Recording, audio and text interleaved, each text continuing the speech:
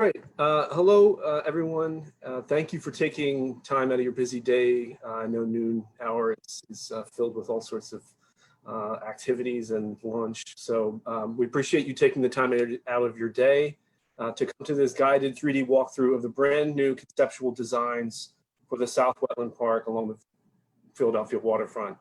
My name is Chris Doherty. I'm the project manager at the Delaware River Waterfront Corporation. We are the nonprofit organization that is leading this project and other public realm investments all the way up to Allegheny Avenue.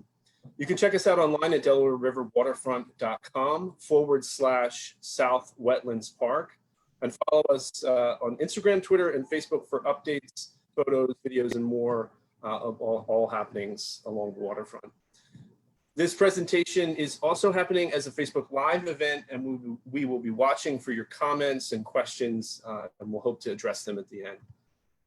Before we get started, we'd also like to thank our funders supporting this planning effort, the William Penn Foundation, and at the state level, the Pennsylvania Department of Conservation and Natural Resources, and the Pennsylvania Department of Environmental Protection. And at the federal level, the National Oceanographic and Atmospheric Administration through the Coastal Zone Management Program.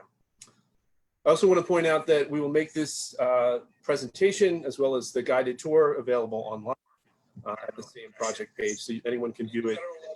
The National Oceanographic and Our design partners from Olin will now take us on a 3D tour showing you some of the new design features of the South Wetland Park, after which we will open up the floor to questions.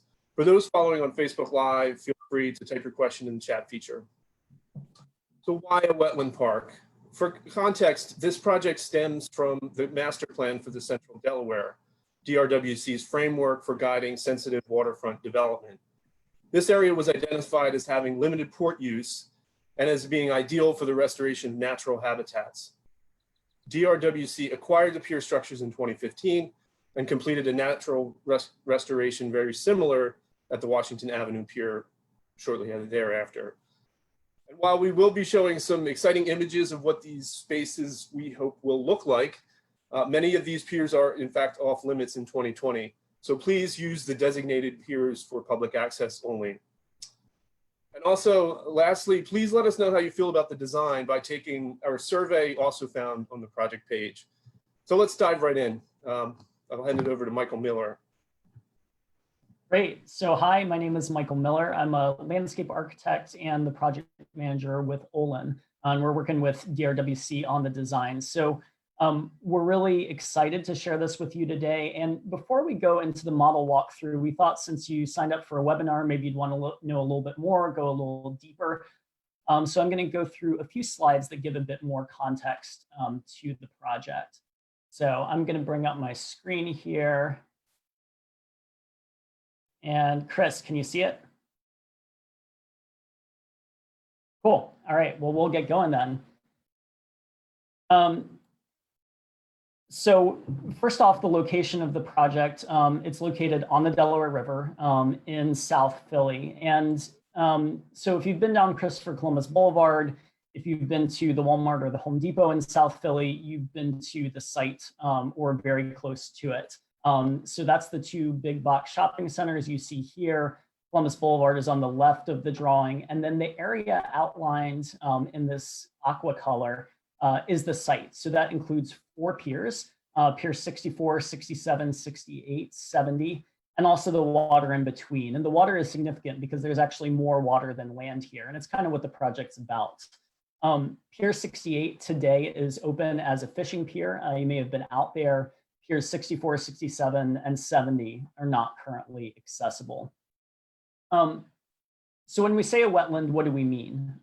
These are just a few images of freshwater tidal wetlands from throughout the Delaware River Basin. And so this kind of thing, if you've been down to John Hines National Wildlife Refuge by the airport, you've seen this kind of tidal landscape. We also mean this. So wetlands are incredibly rich habitats and incredibly productive ecosystems. So they're home to birds, they're home to fish, they're home to turtles. They're also home to creatures like freshwater mussels, which are amazing. They can filter 25 gallons of water a day. They can live to be 100 years old. So we're really talking about these super rich, beautiful, hardworking landscapes when we talk about wetlands. So why here? And Chris touched on this a little bit, but if you zoom out for a second, we're looking at an aerial of the whole Delaware Bay. You see a lot of area of tidal marsh in green further down in the bay, not as much as you get up closer to Philadelphia, but the Delaware is tidal all the way up to Trenton. So there is the potential for tidal wetlands here. Again, if you've been to Hines, you've seen some. And in fact, if we go back historically, there were a lot in Philadelphia. So when we start a project, we always like to look at the old maps and see what was once there. So this is South Philly in 1788. And you see the street grid starting to extend down from Center City. But you also see these meandering streams and these open areas, which were in fact the broad expanses of wetlands that you saw in the previous image. So South Philly used to be a very marshy, soggy kind of place, even into the 19th century. And so here you see the grid extending a bit more down at least to federal streets. Some of those streets are coming out to the river. They're becoming piers, and they're starting to fill in between. But again, you get much further south of that, and we blew up the text here on the map, and you can see there's mud, there's marsh, there's meadow. So that's what this site was, and to some extent what it wants to be again.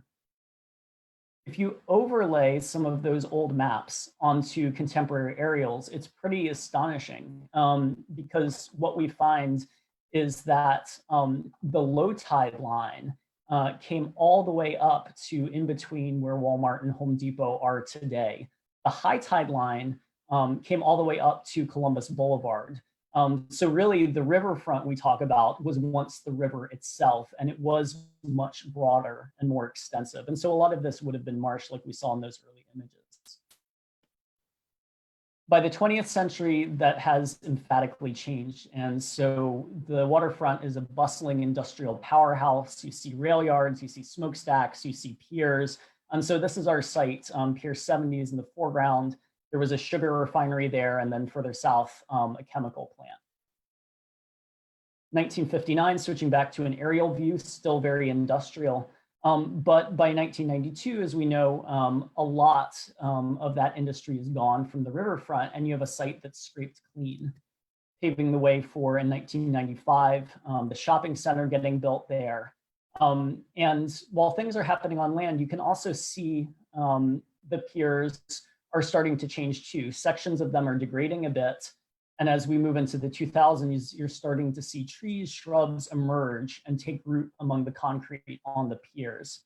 And by 2017, this process is pretty dramatic, and you start to see the kind of landscape that you have today. And that landscape is magical in places. So this is Pier 70 right now.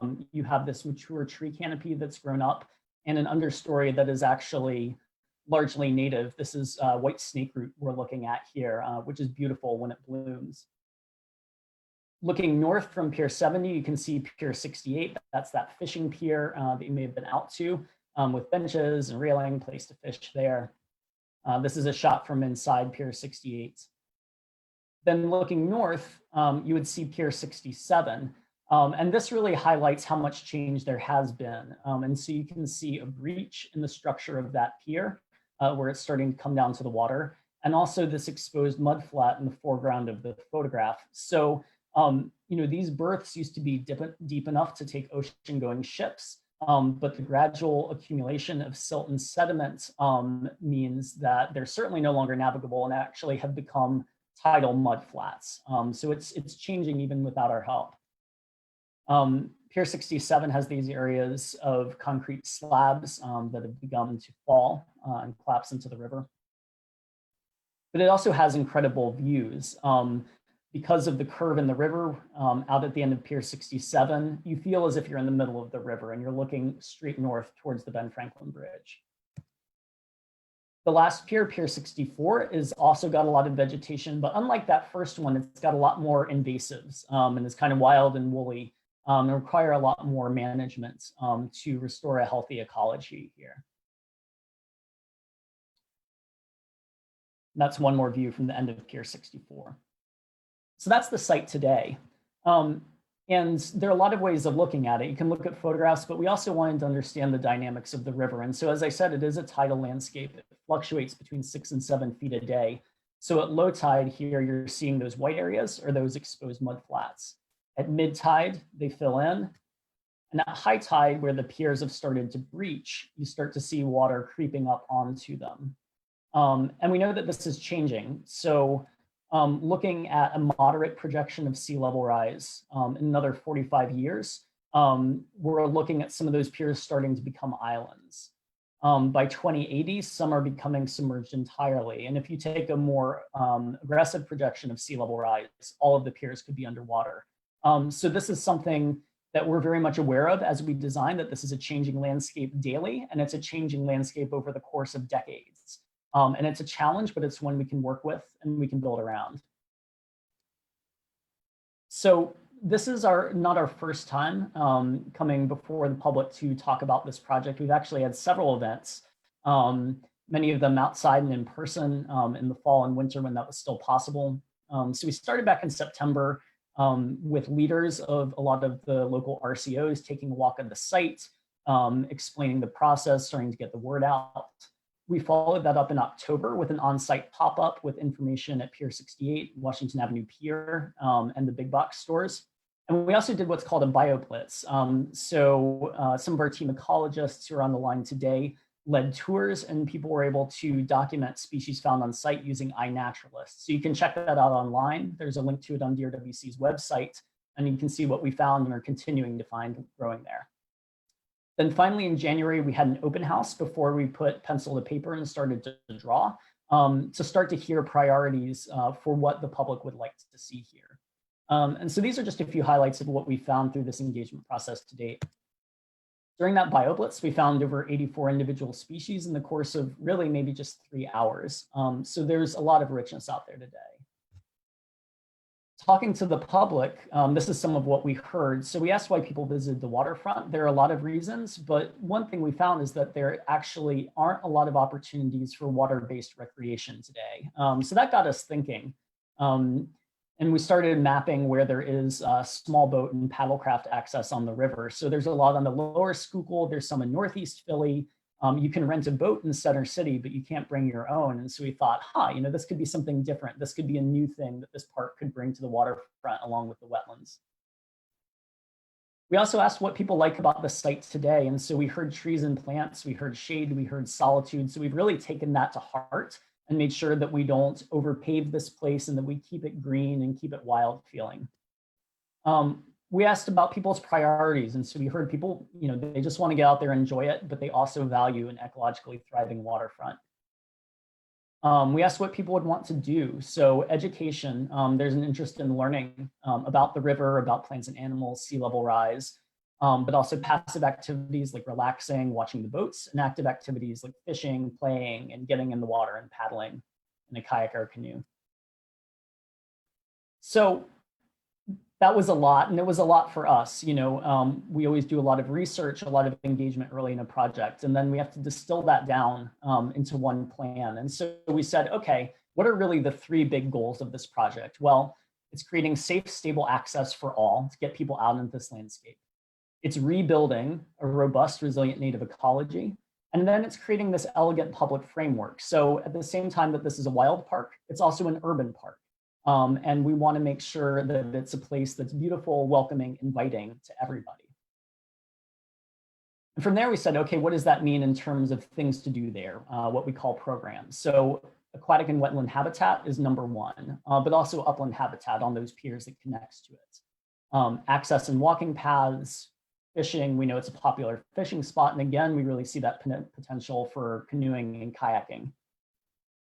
Then maybe more secondary supporting elements. We could see perhaps a bird blind out there, a comfort station. So this is also the southern trailhead of the Delaware River Trail. Could there be bathrooms? Could there be water fountains to support people there? If there is a launch, maybe there's a boathouse where you could store your own boat, or perhaps there are rentals. This maybe isn't this place for a formal playground, but there could be nature and adventure play, and also opportunities for integrating public art.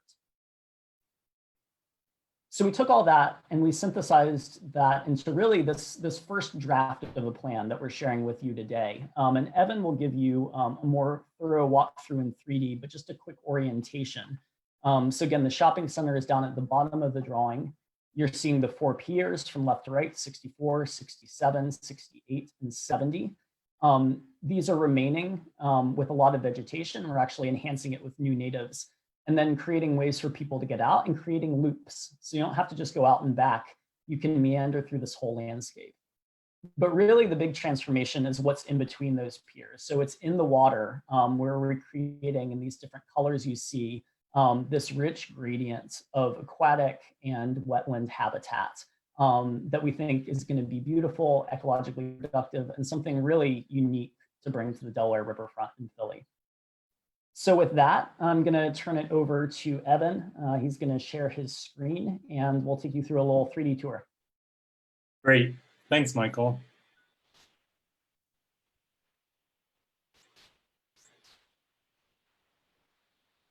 All right. Can you guys see my screen? Got it. Great. So hi, everyone. My name is Evan McNaught. I'm a designer at Olin working on this project, and I'll be your tour guide today for a virtual walkthrough of the concept. Before we begin, though, I just want to mention that the 3D model you're about to see is available at any time on the Delaware River Waterfront South Wetlands Park homepage by clicking the link here. So let's jump right into the model. This is the concept design for the South Wetlands Park. And as Michael mentioned, it's located along the Delaware River next to the Walmart and Home Depot shopping centers on Columbus Boulevard. The project consists of the 4 piers, Pier 70, Pier 68, Pier 67, and Pier 64, as well as the water in between. The first place we're going to stop on the tour is actually the back of Pier 70, because that's where most people may arrive, and it's our introduction to the project. So zooming in here, we can see that this is where we've placed a boathouse, restrooms, a trailhead area, and a water fountain or some sort of amenities like that. This would be sort of that introduction to the project, a place for people to store or rent kayaks and then proceed down to the kayak launch here at number 3. Moving down to the kayak launch, this is where people could launch their boats and explore the park by water. The image you see on the right here is of Bartram's Garden in West Philadelphia, and is a great example of something we're thinking. The next stop on the tour is Pier 70. As Michael mentioned, Pier 70 actually is a really beautiful place today. And you can see in the image on the right here that it's got this robust canopy and really wonderful understory of native plants. We really love this, and we'd love to keep as much of that intact as possible. So the design for Pier 70 calls for very simple, elegant access through boardwalks and then seating in the shade, keeping the existing trees and a lot of the understory in place while adding new natives to help the ecology. Moving on, the next place we're looking at is Pier 68. As Michael mentioned, you might already be familiar with Pier 68 if you've visited this area before. It's a popular fishing pier and it's loved by a lot of people. So we don't want to change too much, but what we would like to add is an elevated deck structure here at the end of the pier, as well as more shade trees and a larger lawn for people to sit and relax in the shade on a hot day. Now we're going to take a look at the actual wetlands themselves. We've represented them in this model using different colors, and each color, as it gets darker, gets lower in elevation. The first one we're going to look at is upland habitat. That's this number 7 in the dark green where my cursor is now. Upland habitat may be the one you're most familiar with. So this would be things such as meadows and small shrubs, maybe some canopy trees as well. Lots of flowers, lots of grasses.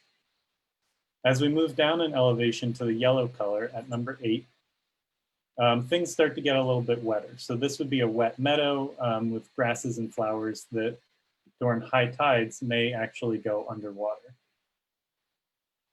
Moving down again, we have this green color, which is representative of emergent wetlands.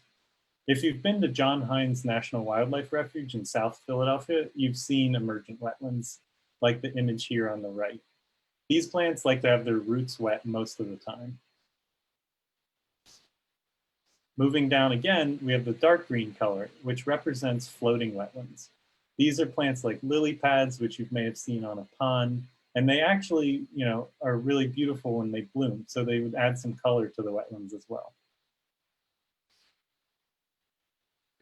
And then last, but certainly not least, we have submerged aquatic vegetation. These are grasses that actually grow underwater, and they provide essential habitat to fish and other aquatic animals. Next, we're going to look at Pier 67.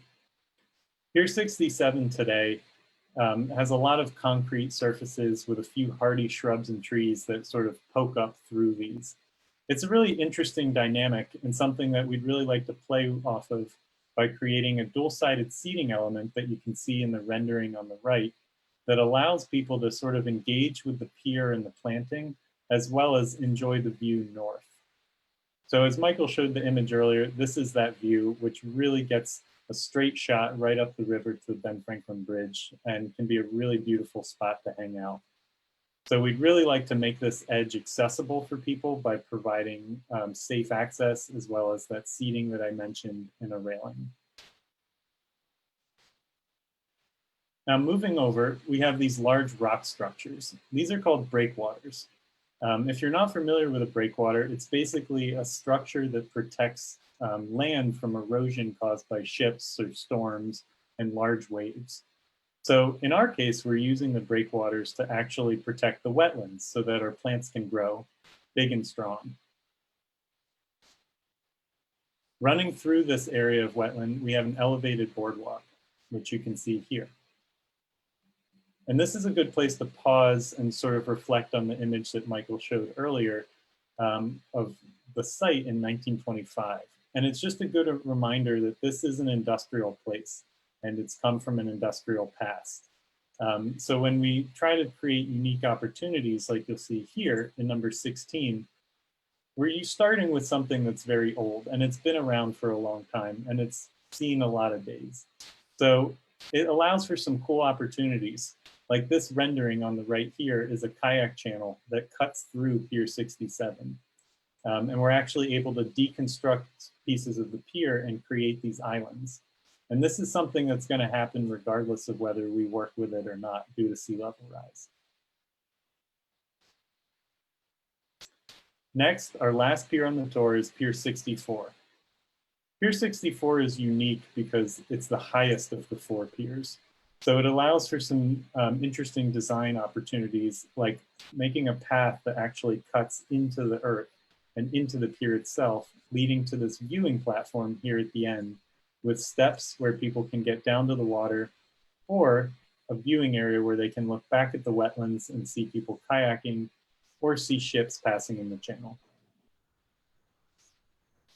If that's still not enough, we've also added an adventure path or something that's a little more up close and personal to the wetlands that would allow people to walk through them in sort of a stepping stone manner. Or we have this other higher path that would be an at-grade path through the upland meadows and the flowers. And finally, the last stop on our tour is the Delaware River Trail. So the Delaware River Trail connects all 4 piers to each other, as well as the whole project site to the rest of the city. It's a great place to exercise or just explore the waterfront on a sunny day. So that wraps up our brief tour of the project site. Thank you so much for joining us, and please don't forget that you can take a survey at any time using the links in the model, or by clicking here on the Delaware River waterfront page. Thank you so much. Thank you, Evan, and thanks also, Michael. We're very excited to move into the next phase of design and engineering and fundraising for this exciting project. So we've been watching for your written questions. So why don't we open it up to our guests for any questions. We'll also have our ecologists, Jesse Buckner and Mike McGraw, on the line if there are any flora and fauna related questions. So why don't we take some questions? Hey, Chris. How's everybody doing? Great. So I'll be filling the question today. I'm Darnell Schoolfield, the digital content creator for DRWC. Laura Blanchard, she would like to know, the railroad float bridge is just outside your plan. What's going to happen to it?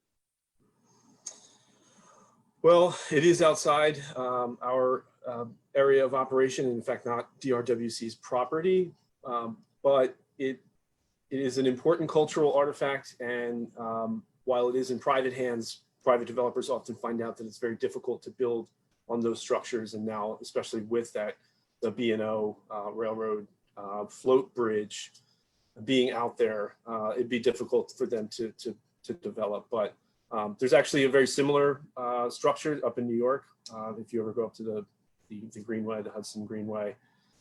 So they've adaptively reused it and you can walk through it. So I think while that may be our ultimate hope to utilize it, it's not necessarily in our inventory right now. Maybe the one other thing I would add to that, Chris, is that we've tried to, because it's such a cool moment and we love it, we've created visual access to it. We didn't point it out on the tour, but along Pier 64, there's an overlook area that turns towards the north and really gives you a window into that from the project site. Thanks, Michael. We have another question from Tom Levian. He wants to know if there'll be some place to store and launch his kayak.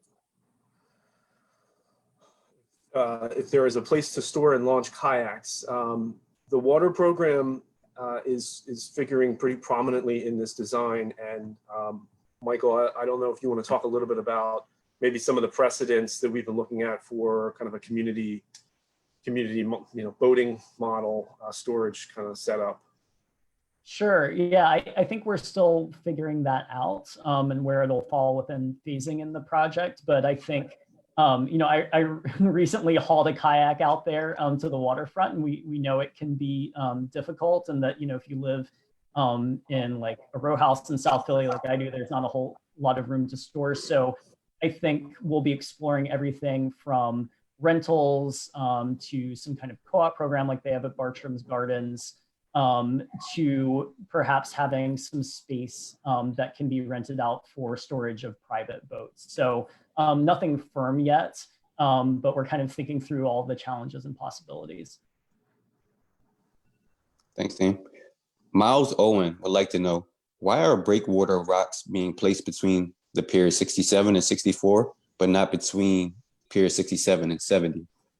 I think I can take this one. So we looked at the bathymetry, which is the depth and the elevation and the water energy of how things are moving with the currents and the tides. And some areas are going to need more energy blocking and some places need less. So those areas with the rock fronts are going to be taking the majority of the wakes and the tides and currents that come through. But also the boardwalk that's part of that plan is a wave screen. So that will be providing some of its own energy attenuation. So we have kind of a mosaic design structure where we'll be incorporating different elements for different energy levels. Exactly. Yeah, as Jesse said, those boardwalks between 67, 68, and 70 have built-in wave attenuation. So we're kind of killing two birds with one stone there.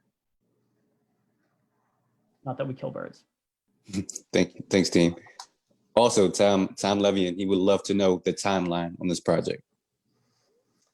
Well, we're still in a fundraising phase for ultimate construction of this effort. So I can't necessarily give you a definitive time. I think hopefully we'd like to make some progress on this within the next 2 to 3 years in terms of physical construction.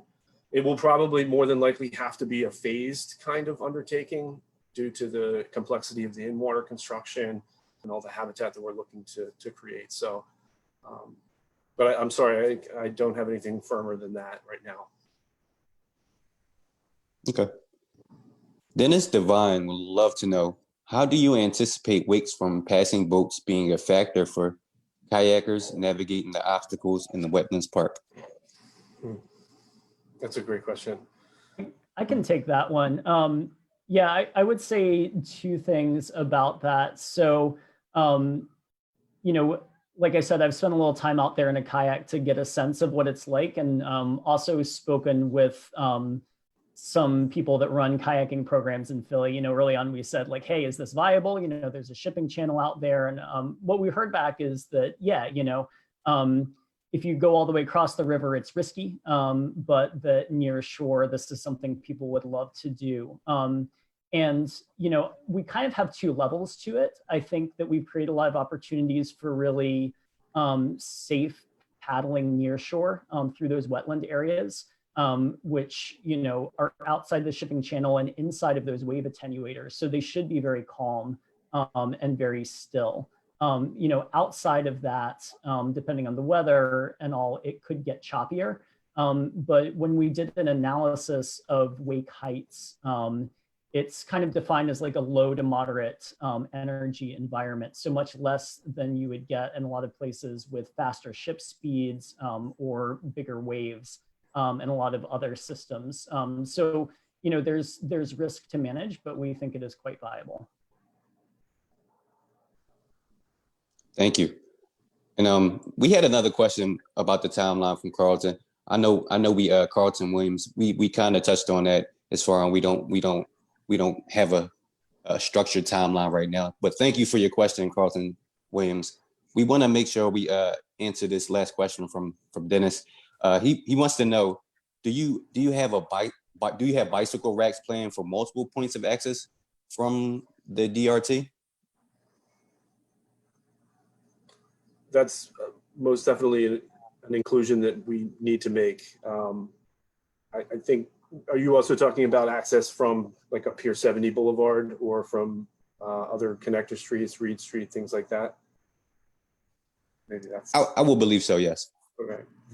Yeah, I think, and Michael, you know, feel free to chime in here. I think our hope is to make this as connected to the rest of the trail network. We are actively engaged in starting construction on the central segment of the Delaware Trail. So we're championing and trying to kind of enforce bicycle activity on our access to our facilities, definitely. Yep. Yeah, you know, in the survey results so far, I think we're finding that around a third of the people that have responded are saying that they would probably get to the site by bike. And so, you know, today they're the bike racks right by Pier 68. But, you know, as we add on to this, and especially like at that, the trailhead and boathouse down by Pier 70, I imagine that there would be demand for more. But I think that's another good plug for taking the survey and reiterating in any of these elements you'd like to see in there, and also asking some of the questions like about how you would get there, and that'll really help us plan.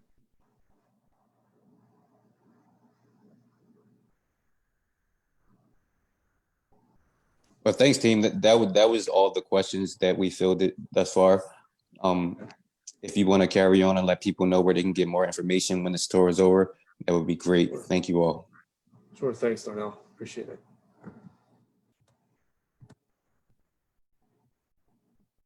So yes, as we mentioned, please take our survey at our project page, DelawareRiverWaterfront.com/South Wetlands Park.